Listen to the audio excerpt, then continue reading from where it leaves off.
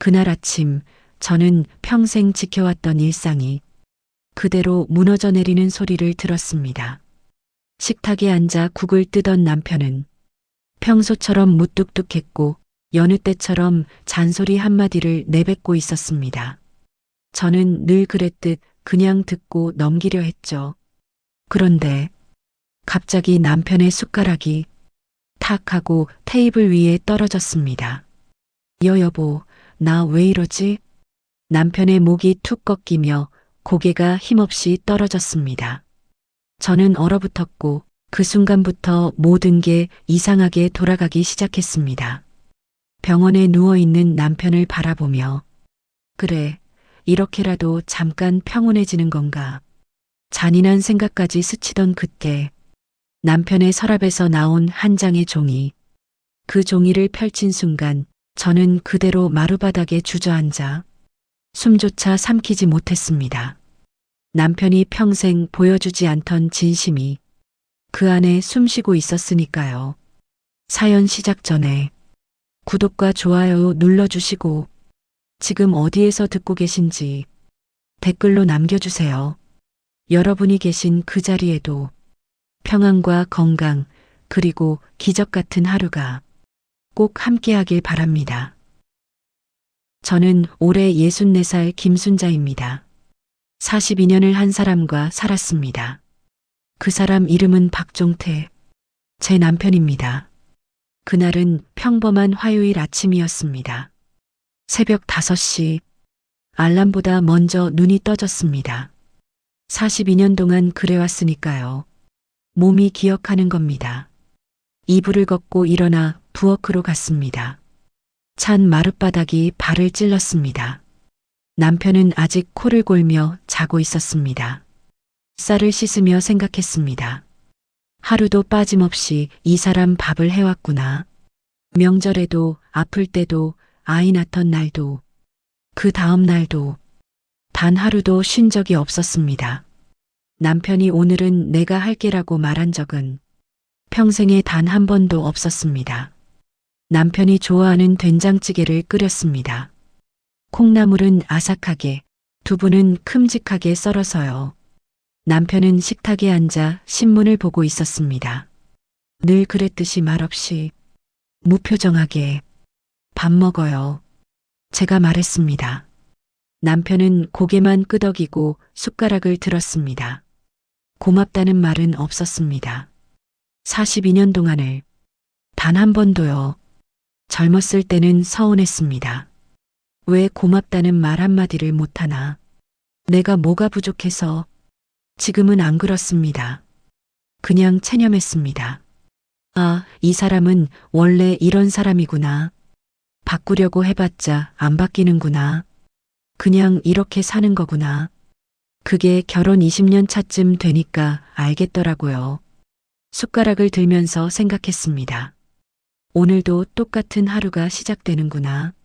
내일도 똑같겠지. 모레도. 죽을 때까지. 그런데 그날따라 남편의 얼굴이 이상했습니다. 창백하다고 해야 할까요? 이마에 식은땀이 맺혀 있었습니다. 당신 어디 아파요? 아니, 괜찮아. 남편은 짜증스럽게 대답했습니다. 늘 그랬듯이요. 그리고 숟가락을 든 채로 갑자기 고꾸라졌습니다. 여보, 여보. 저는 비명을 질렀습니다. 남편의 몸은 축 늘어져 있었고 눈은 반쯤 뜬 채 초점을 잃고 있었습니다. 119에 전화를 걸면서 손이 떨렸습니다. 목소리가 갈라졌습니다. 우리 남편이요. 갑자기 쓰러졌어요. 숨은 쉬는데 의식이 없어요. 제발 빨리 와주세요. 구급차가 오는 동안 저는 남편의 손을 잡고 있었습니다. 차가웠습니다. 이 손이 언제 이렇게 차가워졌을까요? 이 손이 제 손을 마지막으로 잡아준 게 언제였을까요? 기억이 나지 않았습니다. 병원 응급실, 의사는 심각한 표정으로 말했습니다. 뇌출혈입니다. 수술이 필요합니다. 저는 그 자리에서 주저앉을 뻔했습니다. 살릴 수 있는 거죠? 우리 남편 살릴 수 있는 거죠? 의사는 잠시 침묵했습니다. 그 침묵이 저를 무너뜨렸습니다. 최선을 다하겠습니다. 수술실 앞복도 저는 혼자 앉아 있었습니다. 아이들에게 연락을 했지만 큰아들은 부산에서 올라오는 중이었고 딸은 해외 출장 중이었습니다. 혼자였습니다. 늘 그랬듯이 그때 문득 깨달았습니다. 남편과 살면서 저는 늘 혼자였다는 것을요. 차가운 복도에 앉아 저는 우리가 처음 만났던 날을 떠올렸습니다. 그때는 정말 모든 게 달랐는데 남편을 처음 만난 건 22살 때였습니다. 그때 남편은 잘생겼습니다. 키도 크고 어깨도 넓고 무엇보다 자신감이 넘쳤습니다. 나는 언젠가 사업을 할 거요. 큰 사업을. 소개팅 자리에서 남편이 한 말이었습니다. 그 눈빛이 반짝였습니다. 저는 그 눈빛에 반했습니다. 결혼은 일사천리로 진행됐습니다. 시댁은 형편이 넉넉하지 않았지만 남편의 패기가 좋다고 하셨습니다. 저 녀석은 뭔가 해낼 녀석이야. 시아버지가 그렇게 말씀하셨습니다. 신혼 초 저희는 작은 전셋집에서 시작했습니다. 방 한 칸, 부엌 한 칸. 하지만 행복했습니다. 그때까지는요. 문제는 결혼 5년 차에 시작됐습니다. 남편이 갑자기 말했습니다. 나 사업 시작한다. 사업이요? 갑자기요? 갑자기가 아니야. 준비해 왔어. 남편은 작은 철물점을 차렸습니다. 장사 경험도 없이 자본금도 부족한 상태로요. 저는 반대했습니다. 당신 아직 직장 다니잖아요. 좀 더 모아서 하면 안 돼요? 뭘 알아, 당신이. 남편의 목소리가 차가워졌습니다. 남자가 평생 월급쟁이로 살 수는 없어. 이건 내가 알아서 할 테니까 당신은 가만히 있어. 그 말투, 처음 듣는 말투였습니다. 결혼 전의 다정함은 온데간데 없었습니다. 철물점은 6개월 만에 문을 닫았습니다. 예상했던 일이었습니다. 하지만 남편은 인정하지 않았습니다. 운이 없었어. 다음엔 될 거야. 그리고 또 다른 사업을 시작했습니다. 이번엔 작은 슈퍼마켓이었습니다. 이번엔 확실해. 남편은 자신만만했습니다. 저는 이미 지쳐 있었습니다. 슈퍼마켓도 1년을 버티지 못했습니다. 남편은 분노했습니다. 재수가 없어. 옆에 대형마트가 들어오다니. 저는 조심스럽게 말했습니다. 당신, 이제 그만하면 안 될까요? 아이들도 커가는데. 남편의 얼굴이 일그러졌습니다. 당신이 뭘 알아? 남자가 한번 실패했다고 포기해? 그건 남자가 아니야. 저는 더 이상 말하지 않았습니다. 말해봤자 소용없다는 걸 알았으니까요. 그리고 몇 달 뒤, 저는 남편의 통장을 보게 됐습니다. 잔액이 마이너스였습니다. 그것도 아주 큰 금액이. 당신, 이게 뭐예요? 빚이에요? 이게 다 빚이냐고요. 남편은 처음으로 고개를 숙였습니다. 갚을 수 있어. 내가 다 갚을 수 있다고. 얼마예요? 도대체 얼마를 빌린 거예요? 남편이 말한 금액에 저는 눈앞이 캄캄해졌습니다. 은행 대출, 친척에게 빌린 돈, 심지어 사채까지. 당신 어떻게 나한테 말도 안 하고. 말하면 뭐가 달라져. 남편이 소리쳤습니다. 당신이 돈을 벌어다 줄 거야? 당신이 해결해 줄 거야? 난리만 칠 거잖아, 당신은. 저는 울었습니다. 억울해서, 무서워서, 막막해서. 하지만 남편은 위로하지 않았습니다. 울기만 하면 뭐가 해결돼. 내가 알아서 할 테니까 당신은 그냥 집안이나 잘 챙겨. 그날 밤, 저는 잠을 이루지 못했습니다. 그리고 결심했습니다. 이 빚, 내가 같이 갚아야겠다고. 이 남자 혼자 두면 안 되겠다고. 그게 제 인생 최대의 실수였는지 아니면 최선의 선택이었는지 지금도 모르겠습니다. 수술실 문이 열렸습니다. 의사가 마스크를 벗으며 걸어 나왔습니다. 저는 벌떡 일어났습니다. 의사의 표정을 읽을 수가 없었습니다. 수술은 잘 됐습니다. 의사의 말에 저는 그 자리에서 무릎이 풀렸습니다. 감사합니다. 정말 감사합니다. 다만 의사가 말을 이었습니다. 아직 안심할 단계는 아닙니다. 며칠간 중환자실에서 경과를 지켜봐야 합니다. 의식이 돌아오는지 후유증은 없는지 저는 고개를 끄덕였습니다. 살아있다는 것만으로도 감사했습니다. 며칠 뒤 남편은 일반 병실로 옮겨졌습니다. 의식도 돌아왔습니다. 병실 문을 열고 들어갔을 때 남편은 침대에 누워 창밖을 보고 있었습니다. 여보, 제가 부르자 남편이 고개를 돌렸습니다. 왔어? 어떻게 좀 어때요? 아픈 데는 없어요? 괜찮아. 남편은 짧게 대답했습니다. 늘 그랬듯이 저는 남편 곁에 앉았습니다. 할 말이 많았습니다. 하지만 어디서부터 시작해야 할지 몰랐습니다. 42년을 같이 살았는데 이 사람과 무슨 말을 해야 할지 모르겠다는 게 참 서글펐습니다. 집에서 옷 좀 가져왔어요. 속옷이랑 잠옷이랑. 그래. 과일도 가져왔는데 먹을 수 있어요? 됐어. 대화는 늘 이랬습니다. 제가 묻고 남편은 짧게 대답하고 그게 전부였습니다. 나 좀 잘게. 피곤해. 남편이 눈을 감았습니다. 저는 조용히 일어나 병실 한쪽을 정리하기 시작했습니다. 남편의 옷가지를 서랍에 넣으려는데 서랍 안에 뭔가가 있었습니다. 남편이 입고 온 점퍼, 그 안주머니에서 무언가가 튀어나와 있었습니다. 흰 봉투 하나. 저는 별 생각 없이 봉투를 꺼냈습니다. 봉투 앞면에 남편의 글씨가 적혀 있었습니다. 혹시 모르니 이걸 남겨둔다. 그리고 그 밑에 날짜. 6개월 전 날짜였습니다. 심장이 쿵 내려앉았습니다. 혹시 모르니? 무슨 말이지? 저는 잠든 남편을 힐끗 봤습니다. 규칙적인 숨소리. 깊이 잠든 것 같았습니다. 손이 떨렸습니다. 봉투를 열어야 하나 말아야 하나. 결국 저는 봉투를 열었습니다. 안에는 접힌 종이 몇 장이 들어 있었습니다. 첫 장을 펼쳤습니다. 남편의 글씨였습니다. 삐뚤삐뚤한 익숙한 글씨. 당신에게. 그 글자를 보는 순간 저는 숨을 멈췄습니다. 남편이 저에게 편지를 쓴 적은 단 한 번도 없었습니다. 연애할 때도요. 손끝이 차가워졌습니다.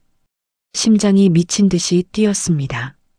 다음 장을 넘겼습니다. 그리고 첫 문장을 읽었습니다. 그때 내가 빚을 만들지만 않았어도 눈물이 툭 떨어졌습니다. 이유를 모르겠는데 그냥 눈물이 났습니다. 병실 창밖으로 해가 기울고 있었습니다. 저는 떨리는 손으로 편지의 다음 장을 넘겼습니다. 그 안에 어떤 말이 적혀 있을지 두렵기도 하고 궁금하기도 했습니다. 저는 천천히 편지를 읽어 내려갔습니다. 그때 내가 빚을 만들지만 않았어도 당신이 그렇게 고생하지 않았을 거요. 알아요. 다 알고 있었어요. 당신이 새벽마다 일어나 도시락 싸던 거, 시장 반찬 가게에서 아르바이트 하던 거, 아이들 학비 아끼려고 밥도 제대로 못 먹던 거, 다 알면서도 나는 모른 척 했소. 왜 그랬냐고요? 자존심 때문이요. 내가 못나서 당신이 고생한다는 걸 인정하고 싶지 않았소. 한심한 남자라는 거 나도 알아요. 당신한테 고맙다는 말, 미안하다는 말 한 번도 못했소. 목구멍까지 차올라도 어떻게 말하는지 몰랐소. 내가 말도 할 줄 모르는 바보라서 속 시원히 한 번도 못했는데 편지를 읽던 손이 멈췄습니다. 눈물이 글씨를 흐리게 만들었습니다. 이 사람이 이런 말을 할 줄 아는 사람이었나요? 저는 지난 날들을 떠올렸습니다. 빚을 갚던 그 10년, 지옥 같은 10년이었습니다. 저는 새벽 4시에 일어났습니다. 남편 도시락을 싸야 했으니까요. 외식은 돈이 드니까 무조건 도시락이었습니다. 새벽 부엌은 차가웠습니다. 손이 시렸지만 따뜻한 물에 손 담글 시간조차 아까웠습니다. 그 시간에 밥 한 공기라도 더 싸야 했으니까요. 남편을 출근시킨 뒤 저는 시장으로 갔습니다. 반찬 가게 아주머니 밑에서 일했습니다. 무 썰고 파 다듬고 나물 무치고 손이 트고 갈라졌습니다. 허리가 아파서 밤마다 파스를 붙였습니다. 한 번은 일하다가 손을 베었습니다. 피가 줄줄 흘렀는데 저는 밴드도 안 붙이고 일했습니다. 병원 갈 돈이 아까워서요. 그때 문득 생각했습니다. 나는 왜 이렇게까지 해야 하는 걸까? 대체 누구를 위해서? 그래도 남편은 한 번도 물어보지 않았습니다. 오늘 힘들었어? 그 한마디를 듣고 싶었습니다. 그 한마디면 버틸 수 있을 것 같았습니다. 하지만 남편은 말했습니다. 밥 좀 차려주는 게 뭐 대단한 거야. 내가 밖에서 일하는 게 더 힘들어. 그 말 한마디가 제 마음에 못처럼 박혔습니다. 20년, 30년이 지나도 빠지지 않는 못. 아이들이 아플 때도 저는 혼자였습니다. 큰아들이 고열로 알아누웠을 때 저는 새벽에 혼자 아이를 업고 병원에 갔습니다. 아이 몸은 불덩이처럼 뜨거웠고 저는 내내 울면서 뛰었습니다. 남편에게 전화했습니다. 여보, 정우가 많이 아파요. 병원 같이 가줄 수 있어요? 내가 지금 어떻게 가? 회사인데. 당신이 알아서 해. 전화가 끊겼습니다. 병원 복도에서 저는 울었습니다. 아픈 아이를 안고 혼자 울었습니다. 옆에 앉은 다른 엄마는 남편과 함께 와 있었습니다. 그 모습이 너무 부러웠습니다. 나도 저렇게 기댈 사람이 있었으면 시댁에 가면 더 힘들었습니다. 시어머니는 늘 말씀하셨습니다. 종태가 사업 실패한 거 다 내가 내조를 못해서 그래. 여자가 집안을 잘 챙겨야 남자가 밖에서 잘 되는 거야. 저는 고개를 숙이고 있었습니다. 옆에 있는 남편은 아무 말도 하지 않았습니다. 한 번이라도 감싸줬으면. 어머니, 제 잘못이지 아내 잘못이 아니에요. 그 한마디만 해줬으면. 하지만 남편은 늘 침묵했습니다. 그 침묵이 칼보다 더 아팠습니다. 집에 돌아와서 저는 울었습니다. 남편에게 물었습니다. 당신은 왜 한마디도 안 해요? 나는 당신 아내잖아요. 남편은 짜증스럽게 대답했습니다. 어머니한테 뭐라 해? 부모한테 대들으라고? 대드는 게 아니라. 됐어, 그만해. 듣기 싫어. 남편은 방으로 들어가 문을 닫았습니다. 그날 밤 저는 이혼을 생각했습니다. 처음으로 이 사람과 살아서 뭐하나. 사랑받지도 못하고 인정받지도 못하고 그냥 밥 해주고 빨래해주고 돈 벌어다 주는 기계. 그게 나인가. 하지만 아이들 얼굴이 떠올랐습니다. 큰아들 정우, 딸 수연. 엄마 아빠가 헤어지면 얼마나 상처받을까. 그래서 참았습니다. 참고 또 참았습니다. 참는 게 제 인생이 됐습니다. 편지의 다음 장을 넘겼습니다. 당신이 혼자 남아도 걱정 없게. 나도 나름대로 준비하고 있었소. 무슨 말인지 이해가 안 됐습니다. 그런데 편지 뒤에 다른 서류가 있었습니다. 생명보험 증서. 수익자란에 제 이름이 적혀 있었습니다. 배우자 김순자 100%. 저는 그 자리에서 손으로 입을 막았습니다. 이 사람이 언제 이런 걸 드러났지. 서류 날짜를 봤습니다. 빚을 다 갚은 직후였습니다.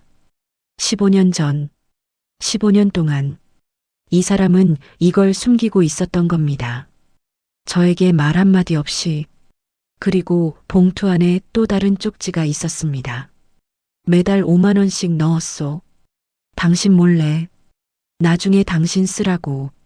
저는 그 쪽지를 보며 입술을 깨물었습니다. 매달 5만 원. 그 돈이면 당신 담배 한 갑 더 피울 수 있었을 텐데. 술 한 번 더 마실 수 있었을 텐데. 이 사람이 자기 몫을 아껴서 몰래 나를 위해 모아두고 있었다니. 눈물이 멈추지 않았습니다. 밉기도 하고 고맙기도 하고 서럽기도 하고 허무하기도 하고 수만 가지 감정이 뒤엉켰습니다.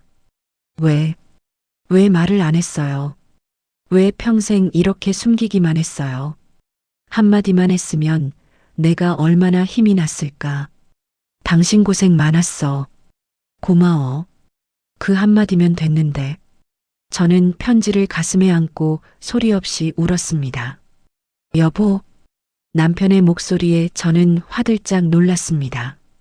고개를 들어보니 남편이 눈을 뜨고 있었습니다. 제 손에 들린 편지를 보고 있었습니다. 남편의 눈과 제 눈이 마주쳤습니다. 잠깐의 침묵. 공기가 무거웠습니다. 남편이 천천히 입을 열었습니다. 그거 봤어? 저는 대답하지 못했습니다. 그냥 고개를 끄덕였습니다. 남편은 시선을 피했습니다. 천장을 보며 말했습니다. 그거 당신한테 줄 생각은 없었어. 그럼 왜 갖고 다녔어요? 그냥이 뭐예요? 목소리가 떨렸습니다. 억눌렀던 감정이 터져 나오려 했습니다. 당신은 평생 그랬잖아요. 다 그냥이야, 알아서 해. 나한테 말 한마디 제대로 한 적 있어요? 남편은 대답하지 않았습니다. 내가 얼마나 힘들었는지 알아요? 새벽마다 일어나서 당신 도시락 싸고 시장에서 일하고 와서 저녁 차리고 아이들 숙제 봐주고 빨래하고 그러면서 당신은 뭐라고 했어요? 남편은 여전히 침묵했습니다. 밥 차려주는 게 뭐 대단하냐고. 당신이 밖에서 일하는 게 더 힘들다고. 그 말 한마디가 내 가슴에 얼마나 깊이 박혔는지 알아요? 저는 울고 있었습니다. 40년 가까이 참아왔던 눈물이었습니다. 시어머니한테 구박받을 때 당신은 왜 한마디도 안 했어요? 나는 당신 아내잖아요. 한 번이라도 감싸줬으면 안 됐어요? 남편의 입술이 떨렸습니다. 하지만 여전히 말이 없었습니다. 아이들 아플 때도 나 혼자, 병원 갈 때도 나 혼자, 빚 갚느라 허리 휠 때도 나 혼자. 당신은 도대체 뭐였어요? 나한테? 저는 주먹으로 가슴을 쳤습니다. 사랑받고 있다는 느낌 단 한 번도 받아본 적 없어요. 그냥 같이 사는 사람. 그게 다였어요. 당신은. 남편의 눈가가 붉어졌습니다. 처음 보는 모습이었습니다. 미안해. 뭐라고요? 미안하다고. 남편의 목소리가 갈라졌습니다. 다 알고 있었어. 당신 고생한 거. 근데 어떻게 말해야 할지 몰랐어. 내가 잘못해서 당신이 그런 거잖아. 그걸 인정하면 난 정말 못난 놈이 되는 거잖아. 남편이 천천히 고개를 돌려 저를 봤습니다. 자존심밖에 없는 놈이야, 나는. 그 자존심 때문에 당신한테 평생 못되게 굴었어. 저는 말을 잃었습니다. 그 편지 언젠가 내가 먼저 가게 되면 당신이 보라고 쓴 거야. 직접 말하는 건 못하겠어서. 남편이 쓸쓸하게 웃었습니다. 나 원래 이런 사람이야. 표현도 잘 못하는 바보인 사람. 그래도 고마웠어. 당신한테 미안했고. 저는 아무 말도 할 수 없었습니다. 그냥 서서 울기만 했습니다. 42년 동안 단 한 번도 듣지 못한 말. 미안해, 고마워. 그 말 한마디가 듣고 싶어서 얼마나 많은 밤을 울었는지. 당신, 남편이 말했습니다. 내가 다시 일어나면 잘해줄게. 늦었지만 잘해줄게. 저는 남편의 손을 잡았습니다. 거칠고 투박한 손. 하지만 지금은 따뜻하게 느껴졌습니다. 당신 꼭 나아야 해요. 알았죠? 남편은 눈을 감으며 고개를 끄덕였습니다. 그날 밤, 저는 병원 복도 긴 의자에 앉아 있었습니다. 머릿속이 복잡했습니다. 이 사람을 용서해야 하나? 이 사람을 미워해야 하나? 이 사람을 사랑하긴 한 건가? 나는 이 사람을 알고 있었나? 이 사람은 나를 알고 있었나? 창밖으로 별이 보였습니다. 참 오랜만에 보는 별이었습니다. 3일 뒤 의사는 웃으며 말했습니다. 회복 속도가 빠릅니다. 곧 퇴원해도 될 것 같습니다. 저는 그 말에 눈물이 날 뻔했습니다. 하지만 그 안도는 오래가지 않았습니다. 남편이 퇴원하던 날, 날씨가 좋았습니다. 가을 햇살이 따스했습니다. 당신 천천히 걸어요. 급할 거 없어요. 저는 남편의 팔을 잡고 천천히 걸었습니다. 남편은 말없이 걸었습니다. 하지만 표정이 달랐습니다. 전보다 부드러워 보였습니다. 죽음의 문턱을 넘고 오니 사람이 달라질 수밖에 없는 걸까요? 아니면 원래 이런 사람이었는데 평생 숨기고만 살았던 걸까요? 집에 도착했을 때 아들 정우가 기다리고 있었습니다. 아버지, 괜찮으세요? 괜찮다. 남편은 짧게 대답했습니다. 하지만 아들의 어깨를 한번 토닥였습니다. 처음 보는 모습이었습니다. 정우가 저를 보며 눈을 동그랗게 떴습니다. 저도 놀랍긴 마찬가지였습니다. 퇴원 후 며칠, 남편은 달라졌습니다. 완전히는 아니지만 조금씩 아침에 일어나면 제 얼굴을 봤습니다. 전에는 신문만 봤는데 잘 잤어? 네, 당신은요? 나도. 그게 전부였습니다. 하지만 그것만으로도 달랐습니다. 제가 밥을 차리면 남편은 먹기 전에 말했습니다. 잘 먹겠소. 처음 듣는 말이었습니다. 저는 괜히 눈물이 나서 부엌으로 피했습니다. 바보 같았습니다. 그까진 말 한마디에. 하지만 그 말 한마디가 그렇게 좋았습니다.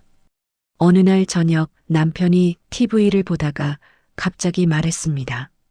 나 죽을 뻔하니까 생각이 많아지더라. 저는 대답 없이 옆에 앉았습니다. 병원 천장 보면서 생각했어. 내가 이대로 죽으면 당신한테 남는 게 뭘까? 억울한 기억밖에 없겠구나. 남편이 쓸쓸하게 웃었습니다. 그게 싫더라고. 저는 남편의 손을 잡았습니다. 아무 말도 하지 않았습니다. 말이 필요 없었습니다. 며칠 뒤 남편이 조용히 말했습니다. 당신, 네, 내일 같이 나가자. 어디요? 그냥 공원이라도. 날씨 좋을 때 같이 좀 걷자. 저는 놀라서 남편을 봤습니다. 남편은 민망한 듯 시선을 피했습니다. 싫으면 말고. 아니, 싫은 게 아니라 좋아요. 가요. 다음 날, 저희는 집 근처 공원에 갔습니다. 나란히 걸었습니다. 단풍이 지고 있었습니다. 낙엽이 발밑에서 바스락거렸습니다. 말은 별로 없었습니다. 하지만 불편하지 않았습니다. 문득 남편이 말했습니다. 당신, 네, 손, 네, 손 잡아도 돼? 저는 어이가 없어서 웃었습니다. 이 나이에 손을 잡아도 되냐고요. 뭘 허락을 받아요. 그냥 잡으면 되지. 남편이 멋쩍게 웃으며 제 손을 잡았습니다. 투박하고 거친 손. 하지만 따뜻했습니다. 젊었을 때 이렇게 해줄 걸. 남편이 작게 중얼거렸습니다. 늦었지만 미안해. 저는 대답하지 않았습니다. 그냥 남편의 손을 꼭 잡았습니다. 그날 밤 침대에 누워서 생각했습니다. 이렇게 늦게라도 달라지다니. 사람이 변할 수 있구나. 서운함이 없어진 건 아니었습니다. 40년도 넘게 쌓인 상처가 하루아침에 사라질 리 없었습니다. 하지만 이제라도 이렇게 되니 그것만으로도 감사했습니다. 앞으로 남은 날들은 다르게 살 수 있을지도 모른다고 그렇게 생각했습니다. 그런데 남편의 증세가 점점 안 좋아지는 것 같았습니다. 저는 병원에 가자고 했습니다. 하지만 남편은 말했습니다. 괜찮아. 별거 아니야. 그 말을 믿었던 게 지금도 후회됩니다. 퇴원한 지 2달이 지났을 때였습니다. 그날도 평범한 아침이었습니다. 저는 부엌에서 아침을 준비하고 있었습니다. 남편은 거실 소파에 앉아 TV를 보고 있었습니다. 여보, 밥 다 됐어요. 대답이 없었습니다. 여보, 저는 부엌에서 나왔습니다. 남편은 소파에 쓰러져 있었습니다. 여보, 여보, 또다시 119에 전화했습니다. 구급차가 왔습니다. 또다시 병원 응급실. 상태가 좋지 않습니다. 의사의 표정이 심각했습니다. 이전 수술 부위에서 다시 출혈이 있습니다. 나이도 있고 체력도 많이 떨어져서 수술을 해도 장담하기 어렵습니다. 그래도 해주세요. 제발이요. 저는 매달렸습니다. 할 수 있는 건 다 해주세요. 제발. 수술은 5시간이 넘게 걸렸습니다. 저는 수술실 앞에 앉아 기도했습니다. 하느님, 이 사람 데려가지 마세요. 이제 막 좋아지고 있었잖아요. 이제 막말 한마디 해주기 시작했잖아요. 아들 정우가 달려왔습니다. 딸 수연이도 급하게 귀국 중이었습니다. 어머니, 아버지 괜찮으세요? 저는 대답하지 못했습니다. 그냥 아들을 끌어안고 울었습니다. 수술이 끝났습니다. 남편은 중환자실로 옮겨졌습니다. 의사가 말했습니다. 수술은 일단 끝났지만 앞으로 48시간이 고비입니다. 의식이 돌아오지 않을 수도 있습니다. 저는 중환자실 앞에서 밤을 새웠습니다. 하얀 침대에 누운 남편, 온몸에 관이 꽂혀 있었습니다. 기계 소리만 규칙적으로 울렸습니다. 이 사람이 저렇게 작아 보인 적이 없었습니다. 평생 크고 무섭고 딱딱하기만 했는데 저는 남편의 손을 잡았습니다. 여보, 나 들려요? 정신 차려요. 아직 갈 때가 아니잖아요. 남편은 대답이 없었습니다. 당신 나한테 잘해주겠다며. 이제 막 손도 잡고 산책도 다니고 그렇게 시작했잖아요. 눈물이 흘렀습니다. 아직 안 돼요. 나한테 해줄 말 많잖아요. 40년 동안 못한 말 아직 다 못 들었어요. 남편의 눈꺼풀이 미세하게 떨렸습니다. 저는 숨을 죽였습니다. 여보, 남편의 입술이 움직였습니다. 아주 작게. 저는 귀를 가까이 대었습니다. 괜찮아. 남편이 말했습니다. 희미한 목소리로. 괜찮다니까. 이 정도는 별거 아니야. 저는 울음을 터뜨렸습니다. 기쁜 건지 슬픈 건지 모를 울음이었습니다. 당신 또 그 말이야. 평생 그 말만 하고. 괜찮지 않잖아요, 지금.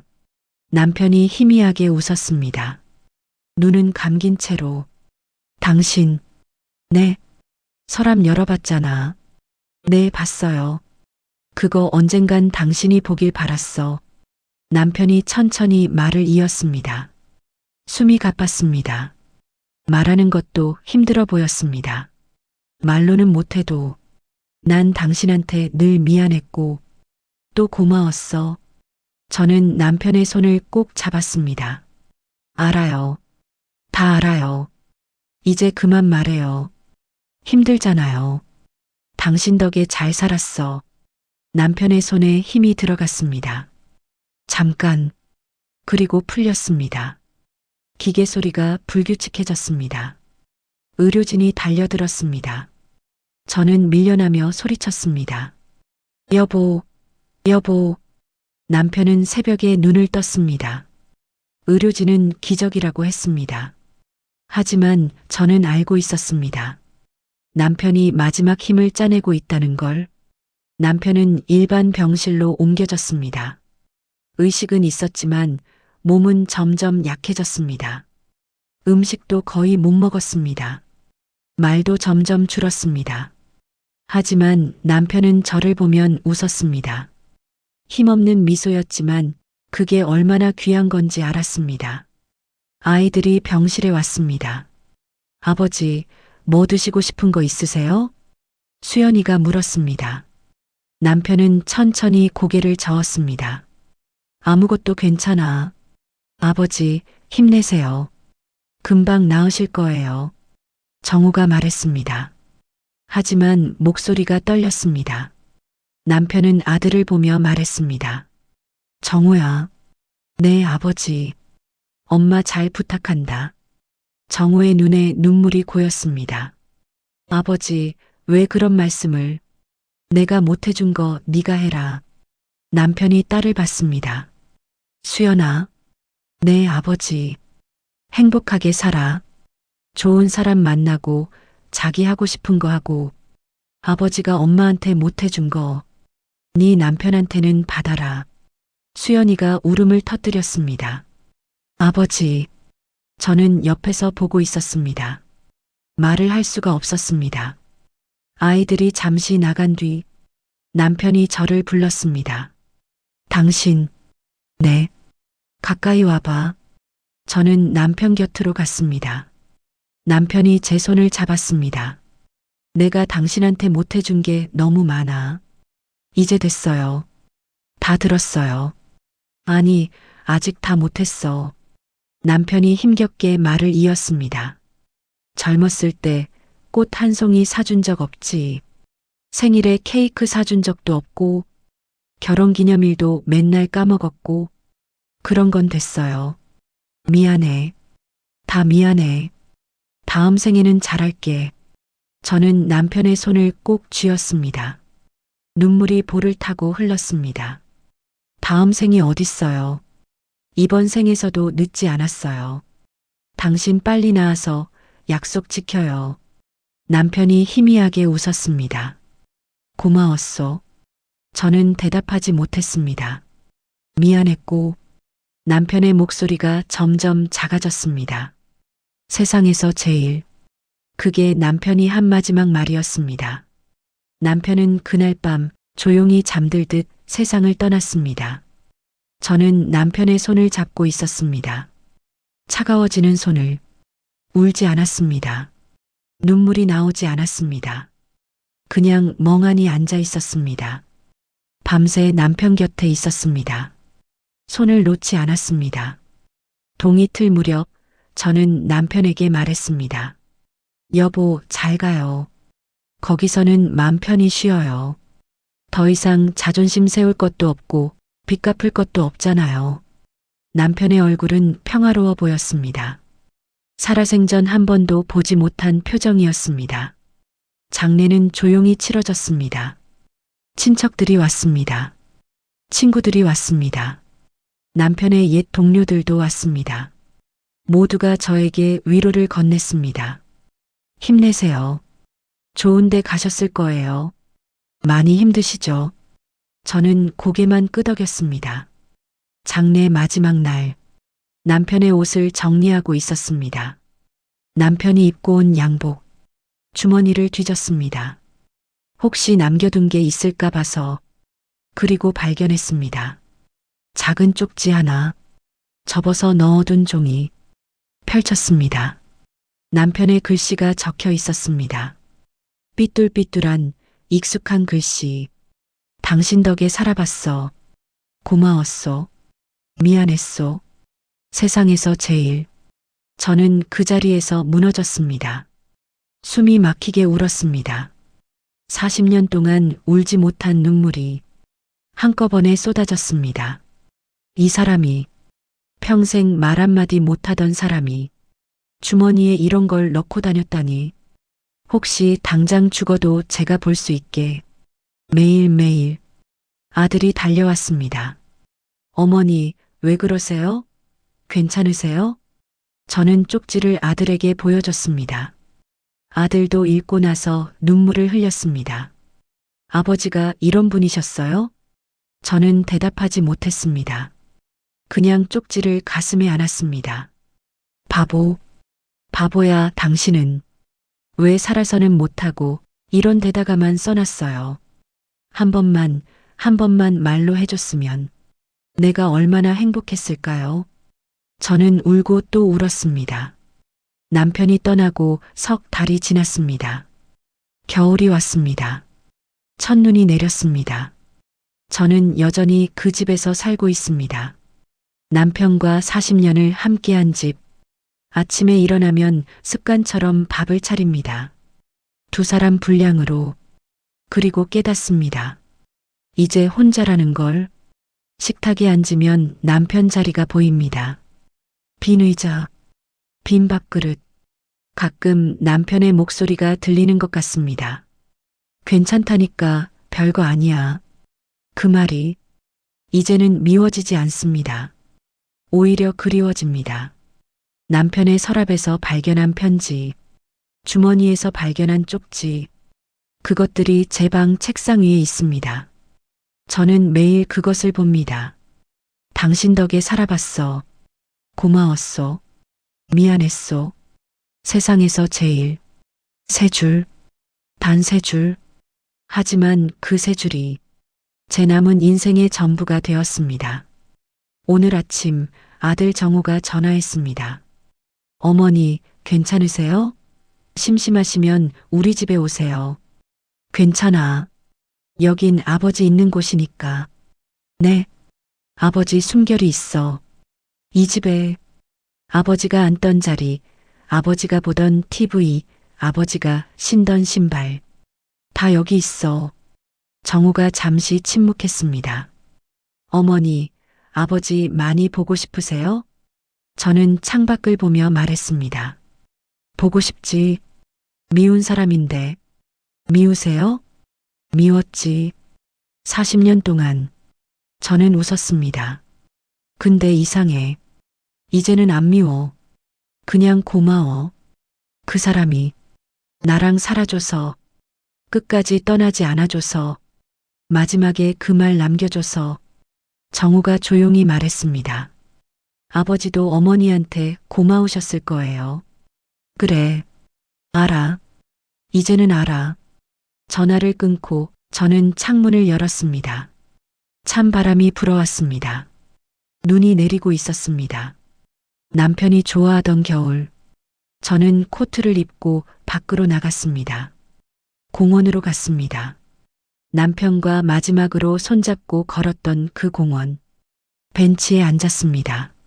눈이 제 어깨 위로 내렸습니다. 여보. 저는 하늘을 보며 말했습니다.